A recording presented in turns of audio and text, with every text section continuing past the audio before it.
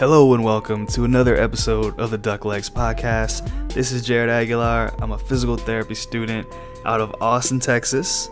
I am one of three co-hosts of this show along with Daimir Jones and Tyler Adams, who are also physical therapy students.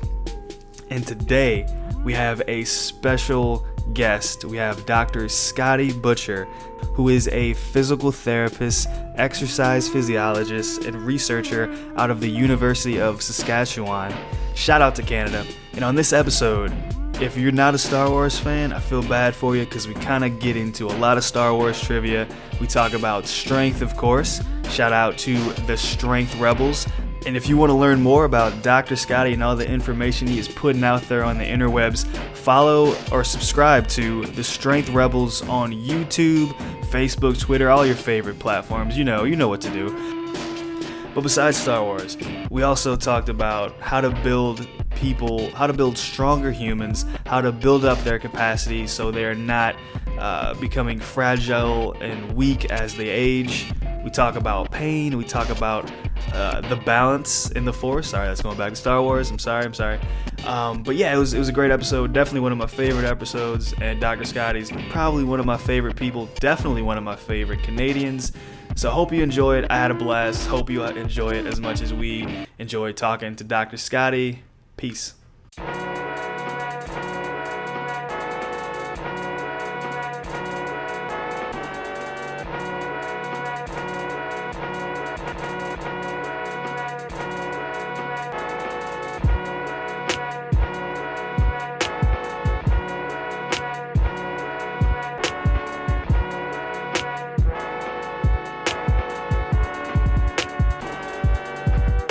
All right, welcome to another episode of the Duck Legs Podcast. We have Dr. Scotty on here, and by now you probably already heard his intro. But if he doesn't mind, just giving us a few questions about himself. But first, I just want to ask him, because he's from Canada, what are the three places that if I was to visit Canada that I would have to go to? Okay, good question. Number one has to be here, Saskatoon, Saskatchewan, because, how are you going to hang out with the coolest strength and PT kind of situation and guy, right? Without coming here. So right. Actually, our city's really beautiful too. So lots of sunshine and clear skies. Then I'd say Kananaskis, which is in Alberta. It's near the Rockies and beautiful, beautiful landscape. And then the third one would be Halifax. And notice I didn't mention British Columbia and Ontario, which are the only provinces that you guys know about, I'm sure. Yeah, I don't know how you knew that, but yeah. That is true. That is totally true. Toronto is probably the only city that I know in Canada. Too big. I mean, it's a good city, but too big. Yeah, there's lots of better stuff around. Are you a Drake fan? No. I've seen like some of the, you always are, it seems like you're always like rocking some sort of rock band. Like I feel like I've seen you in Metallica shirt. Yeah. And everything like that. Metallica, Five Finger Death Punch, Volbeat, Hailstorm, Disturbed. Disturbed, yeah. Is that, so going a little, is that what you're, when you're working out, is that what you're rocking? Is that what's in the headphones? Yeah, that's what when I'm working out, when I'm writing, when I'm, that's it. It's almost always rock and metal shit. Yeah. Nice. I don't know if I could write to Disturbed. Yeah. Well, what I have to do is when I get really deep into thought and have to, really get into the thick of it, it changes to classical, but I hate the traditional classical. So it always goes to movie soundtracks, all the time.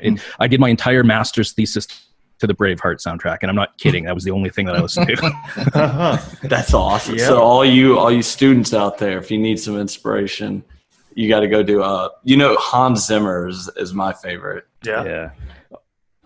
John Williams. Got to be John Williams. John Williams. I need to. Yeah. Is it just the epicness of a soundtrack that makes you kind of get in that trance-like state when you're writing? Oh, that's totally it. Well, I mean, one, there's no talking, right? There's no lyrics, so you don't get distracted. But it is the epicness. Like I'm such a movie buff, and particularly around the sci-fi and fantasy stuff, that when I'm when I'm watching, I get just so transfixed into what's going on, and I really feel the emotion that comes through the music, and then that really helps me focus when I'm writing. And it sounds funny, but it's totally true. Yeah. Favorite movie? Oh my God. Favorite sci-fi movie. There is no question whatsoever. If you lump all of them into the same bout, it's Star Wars. Yeah, of course. That I can see that. Speaking of that movie, we do have another question for you. I think you might have seen this. There is a character named Rey. Oh, is there? I think there is. I don't think I've heard of that one. Oh yeah, so it's Rey. She's believe she's from the planet Tatooine. I might be getting that wrong. No, not Tatooine. Jared, you always mess up. I do mess up. I always mess up. No, I can get it right. Oh no, not that. That's well, no. We don't know where she's from actually. Okay, but she lived on Jakku. Jakku. Yeah. I'm sorry. Yeah, I apologize to all the Star Wars fans. Right. I think I'm done. I think you guys. Yeah, it's over. All right, well, podcast is done. See you later. Have a good day. Scotty Butcher, ladies and gentlemen. I'm out. Hope you learned something. Oh fuck. Well, Tatooine. Wait, who is on Tatooine? That's not Yoda. No, that's not Dagobah's. Dagobah's Yoda's planet. Just ask the question. Yeah, there's a question. Who is Rey? Who is Rey? That's the question. Well, she's one badass chick is what she is. Yes. But what you want to know is who is she, like her lineage and parentage and shit, bloodline, right? yeah. Who's your pops? Yeah, well, the most obvious answer is that she's a Skywalker, right? Like Star Wars is all about the Skywalker family and shit. And that, I mean, you know, going to meet her pop at the end of Force Awakens and then starting off The Last Jedi with that. I mean, that's the obvious answer. I would love to see her as the granddaughter of Kenobi. She is, oh man. And the interesting thing is, because I read all of this shit because I'm such a nerd this way, but her fighting style is the same as Obi-Wan's, right? So, you know, you got to wonder, is there something passed on? But then there's this weird theory that she's sort of the chosen one through Immaculate Conception kind of thing. Same thing as Anakin. So they're saying she's a reincarnation of Darth Vader. So honestly, I don't know. I hope she's Obi-Wan, or Kenobi, but she's probably a Skywalker. That would be wild. Wild. We had Ben Fung on, and Ben Fung came out and said it would be cool if she was a Palpatine. That would be cool if she was a Palpatine, but Ben Fung's a chump, so he doesn't know what he's talking about. Oh, God. Oh, wow. Fighting words. Shots fired. Kidding. You know what? I actually love Ben. He's a good dude. He is the best. Yeah. Oh, yeah. They're supports us. Right straight to it. Yeah. Rugby or football? Oh, playing or watching? Ooh, let's go first with watching because that's the most football. I mean, as exciting as rugby is, I played rugby for about 20 years, and I love watching, love playing. It is my favorite sport by far, but I don't know. Once you've seen a bunch, you kind of have seen it. And I'm at the stage right now where I watch a lot of football and watch Canadian football. I don't watch the NFL very much, but, you know, of course I'm Canadian, but no, I watch CFL and being from Saskatchewan, born and raised, and then still living here as a professional, you know, I've got to cheer for the Saskatchewan Roughriders. So that's my answer. Shout out. They are a sponsor of the show. Yeah. So go Roughriders. Awesome. Yep. Total disclaimer. I played rugby for all but like one game in college. Nice. I went to all the practices, did everything. And as soon as I had to hit somebody with no pads on, because I played football in high school, I was like, no, I'm going to PT school next year. No way. I said, you are a different person if you play this game. It's you have to be different on the inside. I said, I didn't have it. Know thyself.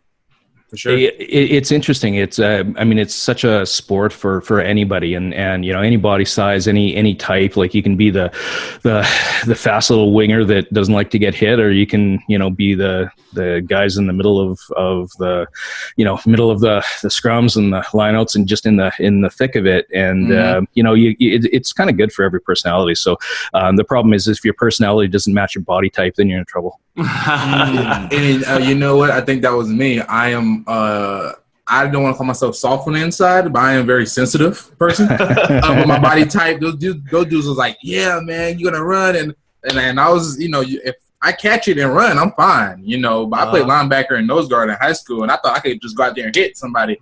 hit him one time, and I was like, no go. So let's get off that subject now. Diamir has the body type of a bruiser, but the personality of a butterfly. That's exactly it, man. And after high school, it just went downhill from there. Now I do like lifting and all that, just regular people stuff, I guess. Well, the good stuff. Yeah. Right. So yeah, let's get into that a little bit then. Like Jared said, you probably already seen the question. So just starting off from the top, do you think every program should have a and by program I mean like DPT program? Do you think that all of them should have some kind of strength training, whether it be inside a therapeutic exercise class or somewhere of that form? Are you even a professor like yourself come in there and actually teach this course? Yeah.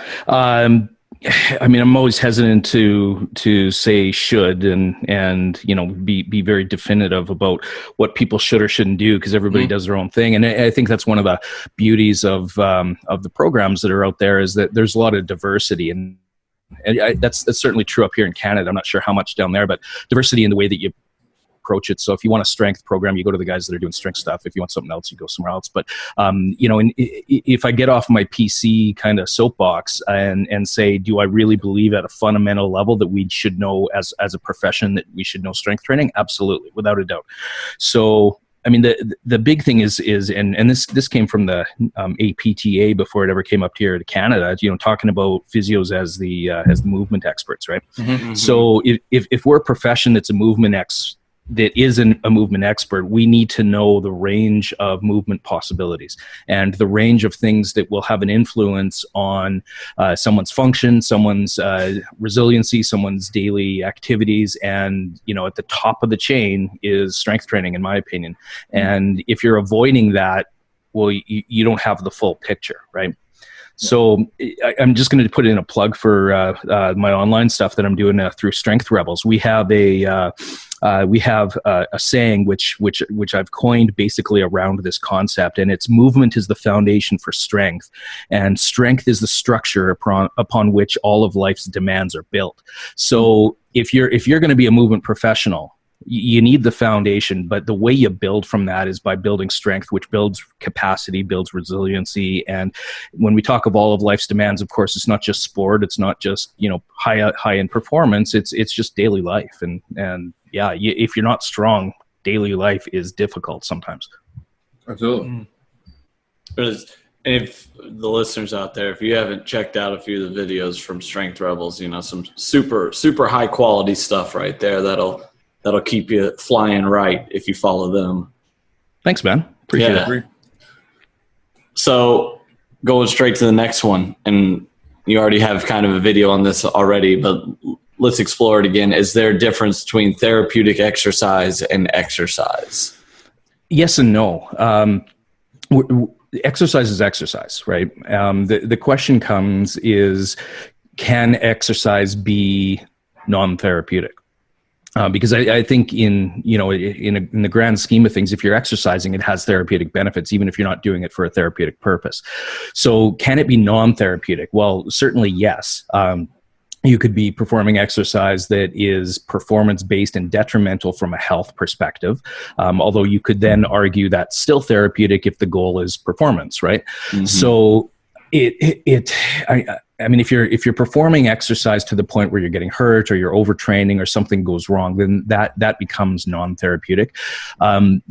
The challenge that I always have, and I'm not a big fan of the term therapeutic exercise, and it's because what it tends to put this stigma in our head about what that looks like. And when we think therapeutic exercise, I think the vast majority of us think, well, isolation exercise, band stuff, like really low level, maybe submaximal, pain-free, like we kind of think those terms, right? You don't get into thinking about squats and deadlifts and presses and pulls. And, right. And to me, those are all therapeutic. It's just the application of them depends on why you're doing it. And the therapeutic side of that comes from our ability to do a thorough assessment and understand what's going on with the client.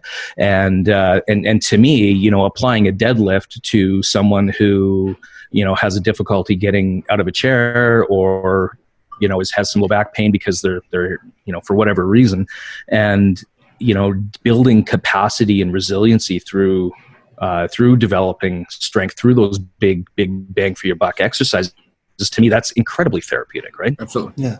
What's more therapeutic than a deadlift? Nothing at all. It's the most human of movements.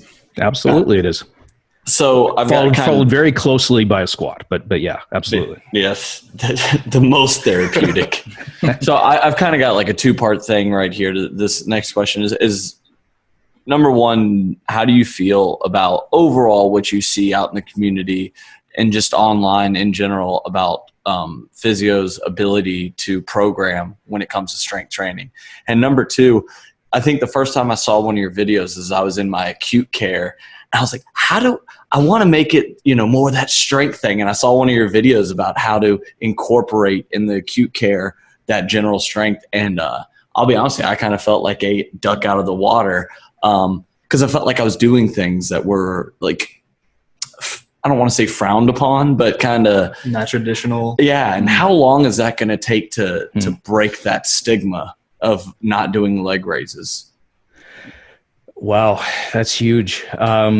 Yeah, that's a huge question, and I also think it's one of the most important questions that we need to examine when we're looking at what we do, in my opinion.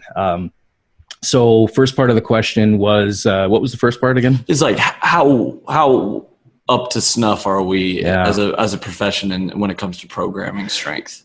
Yeah, that's a whole big, it depends. I think a lot of us are, but I think, going back to one of the first questions you asked about, do we need this type of training in our programming, our graduate level programming? And it's certainly a yes, because it's not there right now.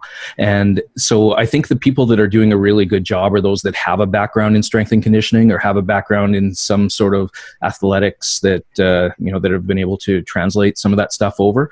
But as a whole, you take someone that doesn't have that, and if the program doesn't have it, how else are they going to learn it? They've either got to do it themselves, which is the best way, or I don't know, they've got to try and learn it from someone else. But so do we do a good job? This is a bit of the conundrum, right? Because the research in this area suggests that when we're talking about outcomes that are related to acute type situation, I don't mean acute care, but I mean like initial stages of rehab, that no matter what you do, people get better. Mm-hmm. Right. And whether that's the simple fact of moving or whether it's the time that you're taking and allowing them to heal or to calm shit down. I love what Greg Lehman says, calm shit down, build shit back up. To me, that's fantastic. Right. But I think that's what we do a lot in our early stages, is that we're calming shit down, and time does that, and general movement does that. Right. Yeah. Yeah. So, are we doing a good job? Well, sure we are, because people are getting better. But I think where we need to take this to the next step is to say, well, we're not trying to get someone back to a previous level of function, even though that's what we talk about. I think we need to get someone to an optimal level of function, right? And then you have to look at how you define optimum. But to me, we have to go beyond that, and we're not doing a good job there. We're not doing a good job of taking people beyond the previous level. Mm-hmm. Yeah. So getting into your acute example is, oh my God, like to me, this is paradigm changing for us in terms of looking at, necessarily the leg raising stuff, the early stuff that you might do after surgery or whatever.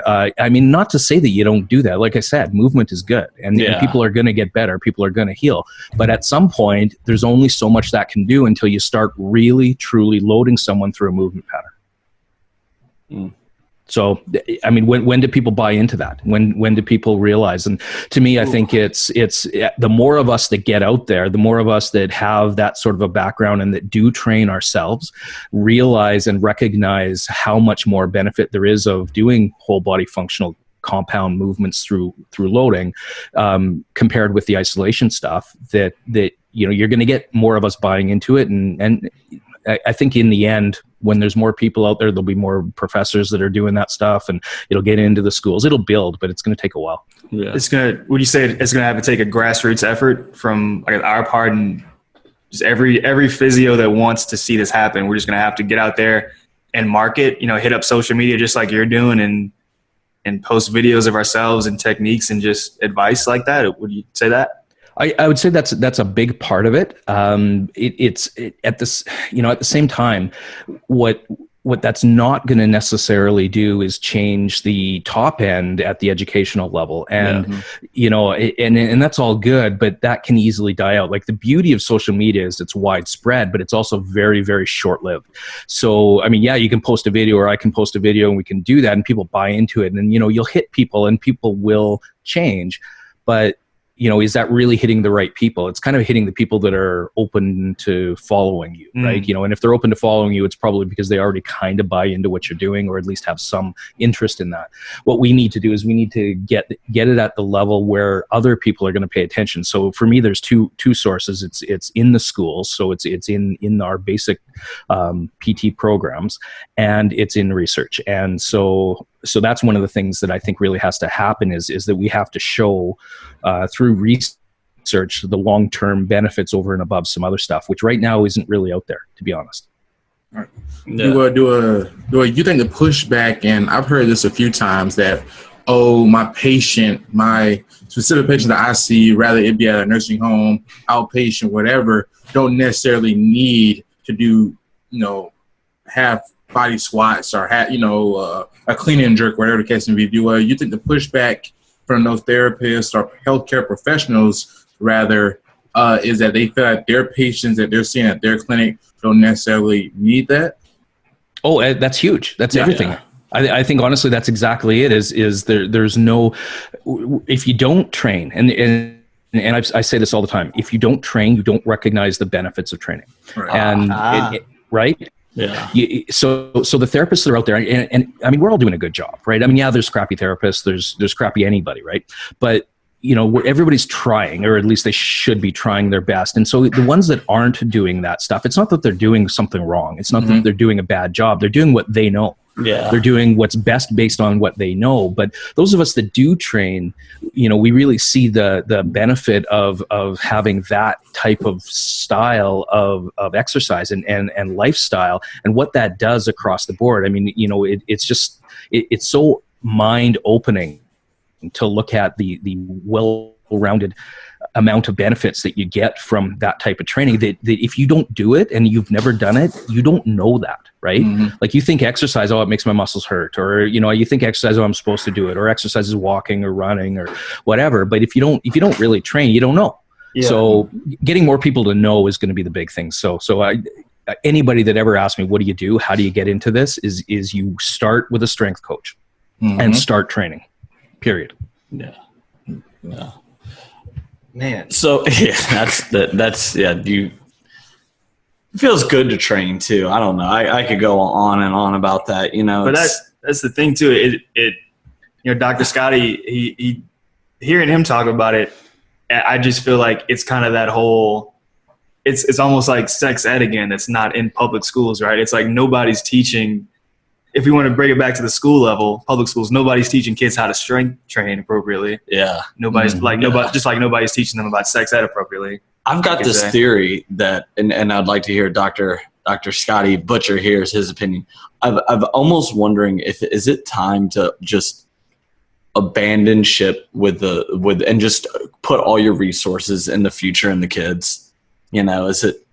Because I feel like that's where you can really make a big impact, is just go get them while they're young. It's almost like it as a profession, that's where you can make your biggest impact, is just the future of society.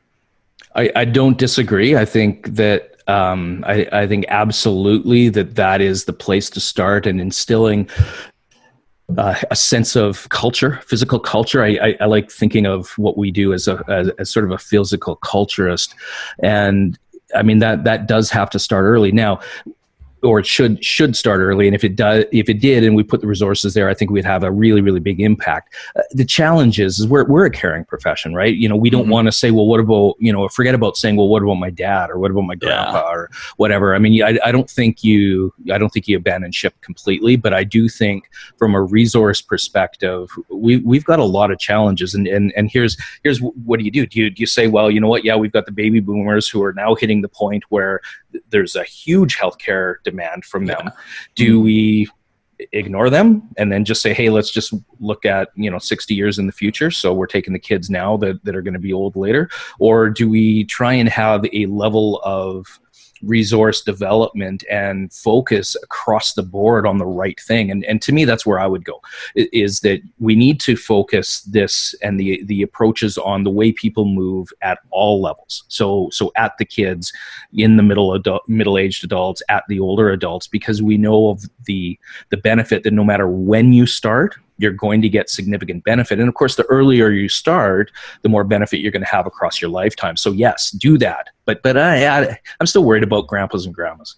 That's where my focus is. Oh, absolutely. Yeah, I was yelling in the mic there. I just got a little excited. It was super exciting to see some of those people that aren't as young deadlifting some serious weights in your videos, and you're like, yes, that person is strong. You're damn right. They're getting out of the chair like a champion, like not. Yeah. It's you know what, here I'm gonna tell you a bit of a story, and this is my favorite story, and I love telling it because it involves my mom. So my mom, she just turned 70, and about 7 years ago she had a 2 month stay in the ICU with sepsis. Wow. And multiple issues. So you can imagine what that did to her. She was never an exerciser prior to that, right? She just was active, but didn't really, systematically exercise. 2 months in the ICU, her function went through the floor. Like it just done. She took a long time to gradually build back up and never to a previous level of function. I mean, she was doing a lot of the early rehab stuff that other people had told her to do, because, she's not going to listen to her son necessarily yet. Mm-hmm. But then I convinced her to get into a study of mine. And, so she went in and she said, look, I don't like the gym. I hate going to the gym.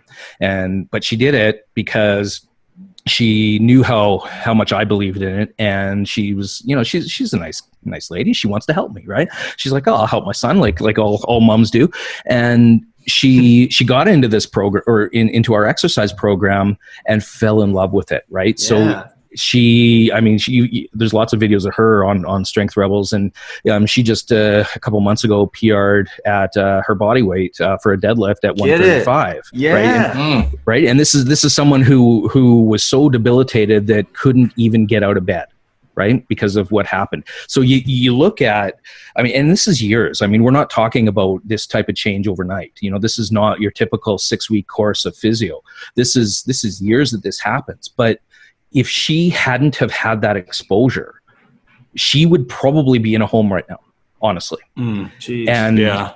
This is where I think we need to look beyond the first couple months, right? This is where that initial stage of rehab, yeah, it's important, right? But people are going to improve as they start moving more. It's the long-term stuff that where you get the big benefit. Just the other day, she says to me, she says, I'm known as the butter lady at Costco. And so because what she does, she's got the butter lady, because she's got these big pallets, like these 70-pound pallets of butter that she carries, because my sister owns a bakery, and so she does some work in that. So she goes into Costco and lifts these 70-pound things of butter, pallets of butter, into the cart, and everybody's saying, do you need help? And she's like, no, I got it.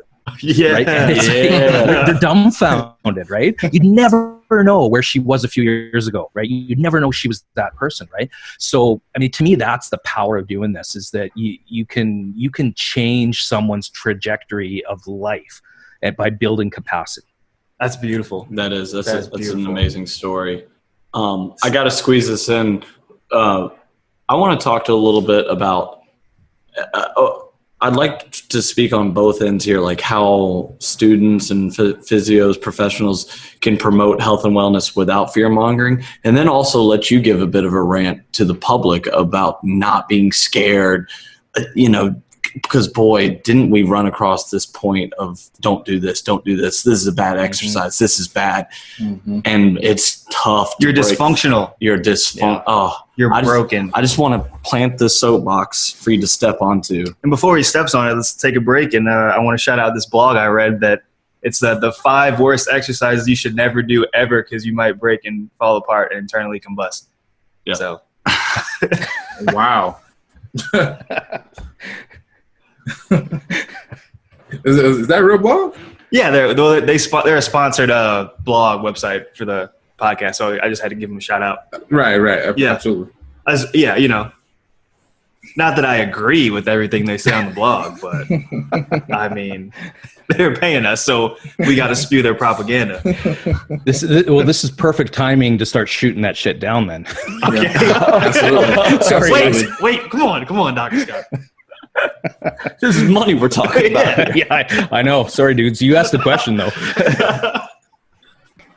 All right. Are we ready to go or what? Yeah, we're ready. I don't know if I'm ready to go. for it. I want to hear him just unleash the beast on fear mongering. This is bad for you. But what if fear mongering is making us so much money as a profession? What if because if we get to call people dysfunctional, then we can have people keep coming back in, right? If we get to say that people have 6 subluxations in their neck without any kind of imaging or anything like that, like I seen the other day. You never know. 6, I think it says 6 subluxations. I saw that post. A bunch of stuff. I was like, how is this person even living if they got all this? This is ridiculous. Yeah. And then there was another post, not to keep cutting Dr. Scotty off, but of somebody posted within that group, like a physio patient coming in saying, yeah, I just went to physical therapy today and I learned I have so many muscle imbalances. That's been the root cause of all my issues. And then I have to come back and like now I'm on a path to trajectory of fixing all this. And then this kind of, it harps on what we were saying about the whole fear-mongering, dysfunctional aspect of what we do as a profession and the words that we use. Shout out to Richard Severin. And so, Dr. Scotty B, any thoughts on how we can make more money off of fear-mongering? Oh, yeah. Well, I mean, here's the thing. I agree completely with kind of the idea that we don't want to fear-monger. Right, because I mean that is one of the worst approaches to get someone better. It's probably one of the best to make money. Absolutely, and I hear what you're saying. You look at guys like, and I don't really want to cut these guys down because I think they're doing some really good work. But you look at guys like Kelly Starrett and Gray Cook as 2 really high profile examples of guys that have built business on dysfunction, and they've done a massive amount of, made a massive amount of money and done a lot for the profession in a positive way in looking at what we can do to help people. But sometimes, a lot of the time, I find that the messaging and the language is such that it's like, well, we're doing this because you're broken, or, I found all of these things that are wrong with you, so we're going to try and fix them, and you got to keep coming to see me so that we can fix them, because you know what, there's no way I should be getting you to doing anything remotely like a deadlift if you have a slight rotation at one of the hips, and it gets to the point where, in my opinion, it's completely ridiculous that we focus on so many little things without and often saying that you should not be doing these bigger picture things, these big bang for your buck functional whole body type movements under loading that'll build capacity and strength because you've got all these problems. We do. The other thing is we're such a good profession for critical thinking, right? We're taught to look at a problem and analyze it and basically take it to the point where we can really pinpoint a cause, and then there's a cascade of effects that come from that cause. And so through that cascade of effects, we think our biomechanical knowledge and that we're going to take people down this path. The problem is, I mean, not to say we can't do that, but the problem is if we're telling patients that we're fixing this and they get the message that they will break, or that if they do the wrong thing tomorrow, that they're going to be back at square one. I mean, that type of message is the wrong message, because then they're going to not want to move. And we know that most of the challenges people have with chronic pain is fear of movement or guarding movement, right? Which comes along with the fear, which is a huge issue. And we see that all the time in the research with, the increased co-contraction around a fearful joint, whether it's painful or not, but around a movement pattern that's fearful. And I think we need to know we need to teach patients when to worry about that stuff and when not to. And there's not that many situations where we actually do need to worry about it. One is heavy lifting. And if we're teaching them that, you know what, through your daily life, we just want we want to get you moving. We want to improve your ability to move generally. I mean, this is where things like general movement patterns, the Ido Portal stuff, yoga stuff, you know, all that stuff is fantastic. You know, using those principles for basic therapeutic movement is fantastic. But what we don't want to do is we don't want to say, well, that means then when we go to lift heavy that you should just, you know, throw form out the window and, you know, and just do whatever you want, right? And you look at the most common example being flexed back deadlifting, right? Yeah. So, you know, do you deadlift with a rounded back? Well, the question is always, well, do people lift with a rounded back? And can you ever lift with a neutral spine? And I mean, there's so much around that. But I think we can't promote people going into extreme ranges of motion. So we still have to say, try to stay neutral, even if we know they don't, right? So anyway, to the point of the question is there a bad exercise? Absolutely not. Can we promote, you know, wellness, strength training without fear mongering? Absolutely, without question. And we frame it around building capacity. And that's what I do. I frame strength training around building capacity, building functional reserve, and telling them the truth about what happens as you age. Not saying you're broken, but to say that as you age or as time goes on, if you don't have a functional reserve, we know that function declines, right? So you're going to get older. You might have chronic disease crop up. You might have an injury, illness, surgery, hospitalization, all of these things that can change the trajectory of your function. And the higher your capacity is to start with, the better you're going to be able to deal with those things. And that's how I phrase it. So it's not about, hey, you know, we have to fix this. It's about, hey, let's build capacity. Let's get you stronger because we know it makes life easier. And, you know, it'll change your trajectory of life, you know, having the ability to deal with shit that comes up. Back to optimization. Totally. Boom. Beautiful. All right. Well, we got 2 minutes. You want to hit them up with a quick question? Yeah, I was just going to say, could you kind of maybe expand on the whole definite, like how you view capacity and how you view functional reserve? You kind of talked about functional reserve a little bit just then. Yeah. So what I'm talking about is we know that as you get older, and it's really eye-opening to look at the research that says, hey, in a really high amount of older adults, high number of older adults, a sit to stand is near their maximum capacity. So basically saying a 1 RM squat. So if your 1 RM squat is your body weight, you're in trouble as time goes on, because we know that if you're not trying to build that, then you're at some point not going to be able to get out of the chair. So the higher you are in terms of your overall strength levels and fitness levels, the greater you can deal with those declines. Yeah. Yeah. And I just came off of a home health rotation, and I've seen many of patients do the however many sit to stands you can do with it in 30 seconds or how long it takes you to get to 10 reps, and it has been mind blowing. Yeah. You know, first coming in to the kind of ignorant thought of, well, it's a sit to stand, it shouldn't be that hard for people to do, and then you see some people that have been extremely debilitated, and you're like, oh, okay, okay, yeah. No, that's exactly it. I've got another comment on that. We may run out of time though before that one, but you know, it's the principles of training. You know, when you think about how you would train to improve someone's 1 RM and how we train older adults to get out of a chair, completely different, and they shouldn't be. It's all the same training, right? It is, totally. 3 point. All right, we'll see you on the next link, Dr. Scotty. Thank you. All right, sounds good, boys.